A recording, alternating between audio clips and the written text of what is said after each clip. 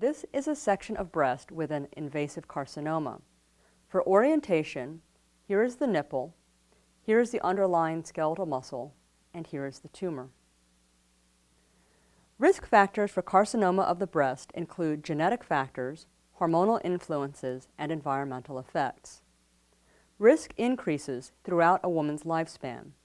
Approximately 75% of women with breast cancer are older than 50, while less than 5% are younger than 40. Breast cancers are classified as non-invasive, which includes ductal carcinoma in situ and lobular carcinoma in situ, and invasive. The two most common types of invasive carcinoma are invasive ductal carcinoma and invasive lobular carcinoma. Most breast tumors arise in the upper outer quadrant.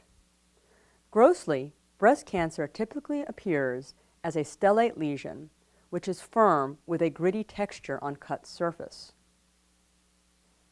Infiltrating tumor may cause retraction of the overlying skin or nipple.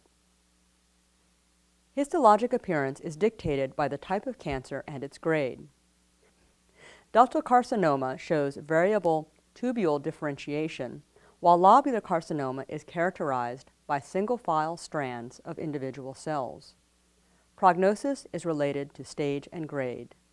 Treatment is guided by expression of hormone receptors and amplification of the HER2/neu proto-oncogene.